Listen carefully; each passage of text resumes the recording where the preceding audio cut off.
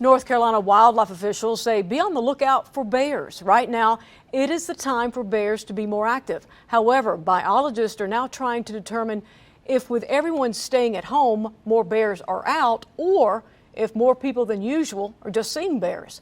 Officials say be mindful of keeping your garbage sealed and bird feeders away so you don't attract the bears to your home. Buncombe County is the hot spot in terms of North Carolina for reported bear activity, and that's no matter if there's an apocalypse going on or not. Hobbs says Buncombe County receives anywhere from 30 to 70% of bear sightings and complaints compared to other counties. This machine at the Zytac lab in Fletcher has the ability to do 12,000 samples.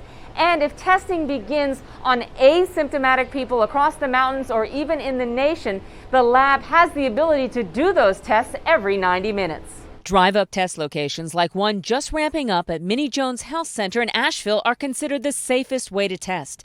Lauren PIPPIN, a nurse practitioner, walked us through. Well, I would start an interview. I would ask, okay, you're coughing. How long have you had the cough? Is it a productive cough? Do you have any shortness of breath? I'm certainly seeing a lot of people with symptoms that are suspicious for COVID. And then I would ask you to pull down your mask. I would go kind of back into your nose, where your nose connects to the back of your throat, and I would remove it, twisting on the way out. A swab in both nostrils. Art Riddle had it done a few weeks ago. And it was really quick.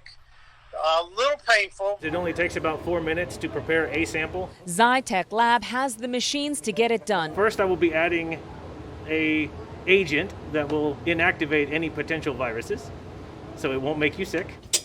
The sample spun 4 separate times to get the sample. And then that will be ready to be placed onto our plates. And then that goes into our instrument. 2 rising lines will indicate the genetic code is present. Zytac has 5,000 kits the lab said could be used by mountain health systems. We honestly believe that asymptomatic people should be tested. We need to make sure that the people that are out there serving the communities are definitely taken care of first. And here are the 5,000 test kits that this particular lab has on standby. There's no national approval or recommendation for emergency responders or police officers to get tested on a weekly basis, but if that does take place in the future, labs like this say they are ready to do that. In Fletcher, Kimberly King, News 13.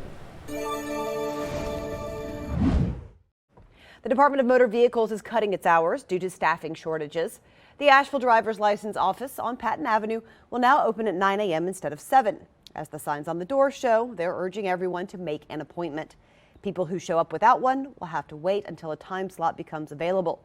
We spoke with a man who showed up to renew his license without an appointment. Some of them frustrated though, not too many, but it wasn't a very big crowd out here this morning. Just got to be patient on things these days, you know. The office will now close at 4 o'clock instead of 5. You can schedule an appointment online at the ncdot.gov website. COVID-19's big hit on small businesses across America is on everyone's mind. Congress appropriating hundreds of billions of dollars to pay the unemployed and help settle debt. It's happening on a much smaller scale in one mountain county. News 13's Frank Crocker takes us there. The county seat of Transylvania, BREVARD, pretty much quiet every evening. But when it comes to a pandemic, it doesn't matter what time of day. Historic downtown is normally all hustle and bustle, but not since fear of coronavirus came to town. Empty streets and sidewalks, most businesses shut down, carry out and curbside food only. I'm ready for it to open.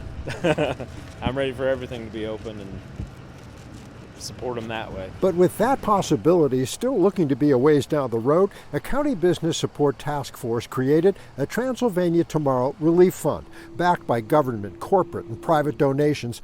Just $31,000 has been collected so far, but it's a grant program. No loans to be paid back, just a community being asked to pitch in. I hope that they reach out and they understand, especially the landlords, understand that this is a difficult time that we've never ever had to experience before. Square Root Restaurant is one of many hit hard. It's a place designed for folks to sit down and dine, and for now forced to serve customers in their cars.